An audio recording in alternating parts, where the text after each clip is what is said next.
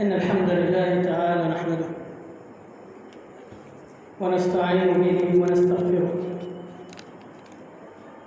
ونعوذ بالله من شرور أنفسنا وسيئات أعمالنا. من يهده الله فلا مضل له ومن يضلل فلا هادي له. أشهد أن لا إله إلا الله وحده لا شريك له، وأشهد أن محمدًا عبده ورسوله صلى الله وسلم وبارك عليه وعلى آله وصحابته ومن اقتدى بسنته إلى يوم الدين. أما بعد، نواصل الحديث حول التعليق على الفصول في سيرة الرسول صلى الله عليه وسلم، وما زلنا نطوف حول أساليب قريش في الصد عن دعوة الحق. فمن أساليبهم سب القرآن ومنزله ومن جاء به. كان النبي صلى الله عليه وسلم يجمع أصحابه ممن آمنوا به ويصلي بهم جهرا. فكانت قريش إذا سمعت القرآن سبت القرآن ومن أنزله ومن جاء به. فأنزل الله عز وجل: ولا تجهر بصلاتك ولا تخافت بها وابتغ بين ذلك سبيلا. لا تجهر بصلاتك أي لا ترفع صوتك عاليا بالقراءة فتسمع قريش فيكون ذلك سببا لسبهم للقرآن ومن أنزله ومن جاء به. ولا تخافت به حتى لا يسمع من معك من الصحابة، إنما كن بين الأمرين، ارفع صوتك بحيث يسمعك من معك ممن آمن وممن أسلم معك ومن يصلي معك، ولا ينبغي أن تسمع قريش. وهذا للمصلحة، فإن من المعلوم أن أهل الكفر مثلا أو الأصنام المعبودة من دون الله عز وجل إذا لعنت أو سبت لا غضاضة في ذلك، وإنما إذا أدى هذا إلى أن يسب الله عز وجل فيحرم عندئذ. ولذلك قال تعالى: ولا تسبوا الذين يدعون مع الله إلها آخر فيسبوا الله عدوا بغير علم. لما أنت تجي تسبهم وتلعنهم هم سوف يسبون الله عز وجل، وهذا خطأ. فنهى الله عز وجل النبي صلى الله عليه وسلم أن يرفع صوته بالقرآن عاليا حتى لا تسمع قريش، فيكون ذلك سببا لسب القرآن وسب الله عز وجل وسب جبريل. من أساليبهم كذلك الترغيب، لأنهم هم بيسلكوا كل المسالك ويفعلوا كل طريق يظن أنه يصلح في صده أو في رجوع النبي صلى الله عليه وسلم عن دعوته، فسلكوا مسلك الترغيب. واجتمعوا فأرسلوا إليهم رجلا من كبارهم وهو عتبة بن ربيعة، فقال له: يا ابن أخي، إنك أنت منا حيث قد علمت من النسب والصلة في العشيرة، فإن كنت تريد بما جئت به مالا جمعنا لك أموالا أو من أموالنا حتى تكون أكثرنا مالا، وإن كنت تريد بما جئت به سيادة سودناك علينا. سيادة أي أن تكون السيد المطاع. سودناك علينا حتى لا نقطع أمرا دونك. وإذا كنت تريد بالذي جئت به ملكا ملكناك علينا، جعلناك ملكا. أما إن كان هذا الذي يأتيك رئيا من الجن بذلنا لك الطب والأموال حتى تبرأ منه، أي الوحي. إن كان هذا الذي يأتيك أي الوحي رئيا من الجن أي مس من الجن، إن كان اللي بيأتيك ده شيطان بيتلبس بيك ومس من الجن، نحن نعالجك ونشفيك، شافيه الله، نحن نعالجك ونبذل الأموال لتبرأ منه. فسمعه النبي صلى الله عليه وسلم حتى انتهى من كلامه: أفرغت يا أبا الوليد؟ قال: نعم. قال: فاسمع مني.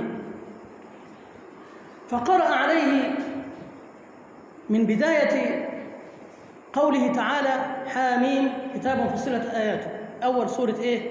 فصلت، حكمت آياته ثم فصلت، إلى أن بلغ قوله تعالى: فإن أعرضوا فقد أنذرتكم صاعقة مثل صاعقة عاد وثمود. قيل والله أعلم أن عتبة عندما بلغ النبي صلى الله عليه وسلم هذه الآية قام مفزوعا ووضع يده على في النبي صلى الله عليه وسلم: كفى يا ابن أخي. ما معنى هذا؟ فإن أعرضوا فقد أنذرتكم صاعقة مثل صاعقة عاد وثمود التي أهلك الله بها قوم عاد وقوم ثمود. فخشي عتبة أن يدعو النبي صلى الله عليه وسلم عليهم وهم يعلمون أنه مجاب الدعوة. فقال: هل سمعت يا أبا الوليد؟ قال: نعم. قال: أنت وشأنك. فخرج عتبة بغير الوجه الذي دخل به، فعندما استقبله قومه: ماذا فعلت؟ عملت إيه؟ هل قبل منك أم لم يقبل؟ قال: خذوه مني ودعوا هذا الرجل، معنى كلام يعني، ودعوا هذا الرجل وما يريد، فإن كانت له كان عزه عزكم، وإن كانت الأخرى فقد كفيتم بغيركم، اتركوه وما يدعو له، فإن انتصر وعز وساد فالعز الذي يكون فيه هو عز لكم أيضا لأنه منكم، وإن كانت الأخرى أي هزم أو قتل أو ما شابه ذلك فخلاص كفيتم بغيركم، اللي أنت عايزين تعملوه تعملوا خلاص، وانتهى الأمر وانتهت الدعوة. فطبعا غضبوا جميعا: أسحرك محمد صلى الله عليه وسلم، أسحرك محمد وما أشبه ذلك.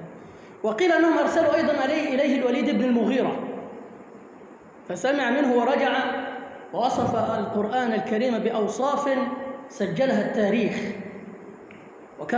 وكما قيل: أصدق الشهادات شهادة الأعداء.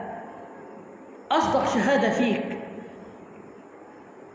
إنك توصف فيها بكلام جميل وبكلام حق لما تكون جاي من الخصم بتاعك، لأن خصمك لا يحب لك الخير، فإذا وصفك بأوصاف جميلة رائقة فاعلم أنه صادق، واعلم أن هذه الصفات فيك. فوصف الوليد القرآن الكريم بأن له حلاوة، وإن عليه ضلاوة، وإن أعلاه لمثمر، وإن أسفله لمغدق، وإنه ليعلو ولا يعلى عليه، وإنه ليحطم غيره. سمع من الكلام من القرآن الكريم ما بهره من حلو المنطق وسلاسة الأسلوب وجزالة الألفاظ والفصاحة والبلاغة بما لم يعهد لهم من قبل، هم أرباب الفصاحة والبلاغة. فلم يصلح مع النبي صلى الله عليه وسلم أيضا هذا الأسلوب اللي هو الترغيب، لأن النبي صلى الله عليه وسلم لا يريد شيئا من ذلك، إنما وحيا أوحي إليه من الله عز وجل أراد أن يبلغه الناس. فسلكوا بعد ذلك معه مسلك الترهيب، التخويف. طب مسلك الترهيب والتخويف سلكوه معه من قبل، عندما هددوا أبو طالب لأن خلاص بلغ الأمر ما بلغ، إما أن تكفه عنا وإما بيننا وبينك السيف، فلم يصلح. فجاءوا في هذه المرة سلكوا مسلك الترهيب مع أتباعه. أتباع مين؟ النبي صلى الله عليه وسلم.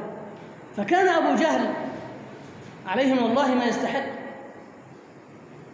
إذا رأى رجلا آمن بالنبي صلى الله عليه وسلم وهو من علية القوم ومن أشرافهم وسطتهم، قال له: ماذا فعلت؟ اتبعت هذا سيسفه أمرك ويضعف رأيك وهيكون ملكش لازمة، باختصار يعني. وإذا رأى رجلا تاجرا قال: ستخسر تجارتك وتبور ويضيع مالك. وإذا رأى ضعيفا ضربه وأهانه. وطبعا لن يستطيع أن يضرب صاحب سيادة أو شرف، ولا يستطيع أن يضرب التجار لأنهم أصحاب الأموال والمصالح والمنافع معهم. أما الضعاف وهم العبيد أو الجواري والإماء، هؤلاء هم الذين كان يضربهم. ده مسلك الترهيب اللي سلكوه مع النبي صلى الله عليه وسلم. في البداية سلكوا مسلك الترهيب معه هو وعمه أبي طالب، وهذا مسلك ترهيب مع من اتبع النبي صلى الله عليه وسلم. المهم ما نستفيده من هذا المقطع أن سب القرآن ومنزل القرآن ومن جاء به ده مش مسلك أهل الكفر فقط، بل مسلك أهل الضلال والبدع على مر القرون، حتى من أمة الإسلام أنفسهم، الذين يطعنون في كتاب الله عز وجل، ولكن لخوفهم ولجبنهم لا يستطيعون أن يطعنون فيه مباشرة، فيطعنون في سنة النبي صلى الله عليه وسلم. والطعن في السنة طعن في كتاب الله عز وجل، كهذا البحيري، قد سمعتم عنه جميعا، إسلام البحيري، الذي طعن في أصح كتابين بعد كتاب الله عز وجل باتفاق الأمة، وهو لم يفهم هذا الغبي، لم يفهم هذا المعنى الذي قيل أنه أجمعت الأمة على أن أصح كتابين بعد كتاب الله البخاري ومسلم. ما فهمش معنى الكلام ده أصلا. إيه معنى أنهما أصح كتاب بعد كتاب الله؟ أي أن كتاب الله عز وجل أخرجه من المنافسة، لأنه كلام الله عز وجل، منه نزل أو بدأ وإليه يعود، فهو كلام الله عز وجل، سواء كان مصدور في الكتاب أو محفوظ في الصدور. كلام الله عز وجل غير مخلوق، هذا أخرجه من المنافسة. بعده في الصحة في كتب الأرض جميعا أو في كتب البشر لازم يكون فيها ترتيب. إيه أول كتاب في الصحة بعد كتاب الأول كتاب من البشر؟ هو البخاري ومسلم. هو ده المعنى. هذا ليس معناه أننا نسلم بكل حرف فيه على سبيل التفصيل، لا، علماء أهل الحديث أخرجوا بعض الحروف في البخاري ومسلم فيها ضعف، ولكن ضعفها يسير ولا يعني يذكر عددها بالنسبة لعدد الأحاديث اللي في الكتابين. يعني إيه هتعمل 7 8 أحاديث ولا 10 أحاديث ولا 20 حديث في 7000 حديث؟ هيأثر في الكتاب؟ لا، ما يأثروش. هو ده المعنى. فهذا لم يفهم هذا الكلام وأخذ يطعن في البخاري ومسلم بالهوى، ليس بعلم، بالهوى وليس بعلم، وهو مأجور.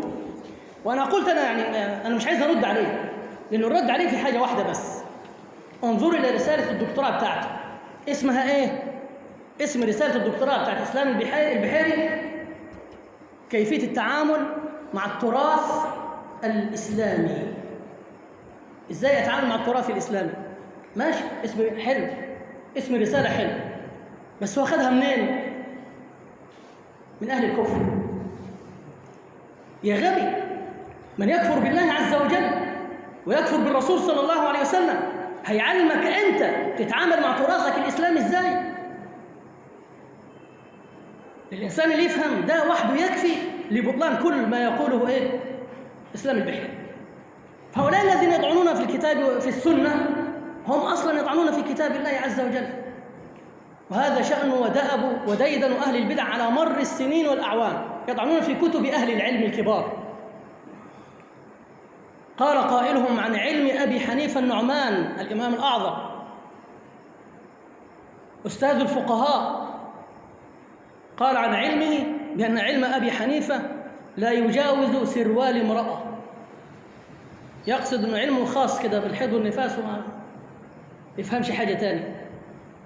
وده اللي عمله أهل البدع في أيامنا دي، العلامة ابن باز والألباني وابن عثيمين وغيرهم من أهل السنة، الشيخ ربيع ومن معه من أهل السنة، يقولون هؤلاء لا يفقهون إلا في علم الحيض والنفاس، لا يعلمون فقه الواقع.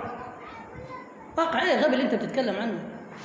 أنت عايز تطوع الكتاب والسنة، تطوعهم للواقع بتاعك، ولا احنا نحكم على الواقع من خلال الكتاب والسنة؟ مين اللي بيحكم على الثاني؟ الواقع اللي بيحكم على الكتاب والسنة، ولا الكتاب والسنة هم اللي بيحكموا على الواقع؟ هؤلاء تركوا الكتاب والسنة، استظهروهم خلف ظهورهم، أعرضوا عنهما وحكموا الواقع في الكتاب والسنة. قال الله قال الرسول، لا بس ده مش هو ده الواقع، الكلام ده يخالف الواقع. سبحان الله، وإنا الله وإنا إليه راجعون. وهكذا كما قلت لكم أهل البدع على مر الدهور والأعوام والسنين، انظر إليهم والتاريخ الإسلامي كله شاهد على هذا الأمر. عندما يعجزون عن مواجهة الحجة بالحجة، القرآن والسنة، يطعنون. بس طبعا كما قلت ليست عندهم الجرأة لأن يطعنوا في كتاب الله مباشرة، فيطعنون في السنة، وطعنوا في السنة طعن في كتاب الله عز وجل. ليه؟ لأن ربنا سبحانه وتعالى هو الذي أحالنا إلى السنة عند الاختلاف. وإن تنازعتم في شيء فردوه إلى مين؟ إلى الله والرسول. الرد إلى الله يعني إيه؟ الرد إلى القرآن الكريم، والرد إلى الرسول الرد إلى السنة، إلى سنة النبي صلى الله عليه وسلم. ما آتاكم الرسول فخذوه وما نهاكم عنه فانتهوا. فهل ربنا سبحانه وتعالى والنبي صلى الله عليه وسلم في الحديث عند أبي داود إنه من يعش منكم بعد فسيرى اختلافا كثيرا فعليكم بإيه؟ بسنتي وسنة الخلفاء الراشدين المهديين من بعدي. وعندما وصى النبي صلى الله عليه وسلم بأن نتمسك أو نستمسك بأمرين، فقال إن تمسكتم بهما لن تضلوا بعدي أبدا، كتاب الله وسنتي. فكما قال ابن القيم رحمه الله معنى قوله هل الله والرسول صلى الله عليه وسلم، الله عز وجل والرسول صلى الله عليه وسلم يردانا نحن عند التنازع إلى أمر ما فيهوش حجة أصلا؟ ده طعن في الله وفي الرسول. لما تختلفوا اذهبوا لده، طب نروح لده لا نجد عنده حجة ولا نجد عنده ما يشفي الصدور، إذن هذا خداع، وهذا أمر لا يليق بالله والرسول صلى الله عليه وسلم. ورأيتم أن من يطعن في السنة هو يطعن في الله عز وجل وفي كتاب الله عز وجل دون أن يشعر، أراد أم لم يرد، أراد أم لم يرد، قصد أم لم يقصد. فافهموا ذلك جيدا. فأهل البدع والضلال احذروهم، لا يجوز أن تجالسوهم ولا تصاحبوهم ولا تناكحوهم ولا تطعموا معهم ولا تستمعوا إلى كتبه إلى محاضراتهم ولا تقرأوا كتبهم. وده مش كلامي أنا، لو الوقت يسمح كان جبت لكم إجماع أهل السنة كلهم على أن الاستماع لأهل البدع والمصاحبة لهم لا يجوز، لأنهم كالجرب كما وصفهم العلماء، كالجرب ألصق من الجرب. وكما قال محمد بن سيرين لو أن أهل البدع حدثوك عندما يحدثوك ببدعتهم لحضرتهم، ولكن يحدثوك بالسنة ويسقونك البدع بعد ذلك كالسم في العسل. وأنا هضرب مثل واحد لبيان أهل البدع عشان تخلي بالك منهم، وأنك ما ينفعش تصاحبهم ولا تجلس معهم، ولو جلست معهم وصاحبتهم وانت عارفهم أن هم أهل بدع فأنت معهم أو أنت منهم. سفيان الثوري عندما نزل البصرة وجد أمر الربيع بن صبيح مشتهر بين الناس، فسأل عنه، قالوا له هو من أهل السنة. ما مذهبه؟ قالوا ما مذهبه إلا السنة. عقيدته؟ قالوا ما عقيدته إلا السنة. فقال لهم من يجالس؟ بيجلس مع مين؟ بصاحب مين؟ قالوا يجالس القدرية. قال هو قدري، لأن أهل السنة ما بيجلسوش مع أهل بدع. ما دام بيجلس مع القدرية يبقى هو قدري، ما ينفعش يكون أهل السنة. وعلى هذا إجماع ونقولات كثيرة جدا جدا كما قلت لا وقت لها. فاحذر وانتبه، لا تسمع لهم، لا تقرأ لهم، لا تصاحبهم، واحذرهم مش عشان نفسك وبس، احذرهم على دينك، لأنهم هيضلوك دون أن تشعر. وإنا الله وإنا إليه راجعون، واستغفر الله عز وجل لي ولكم، والسلام عليكم ورحمة الله وبركاته.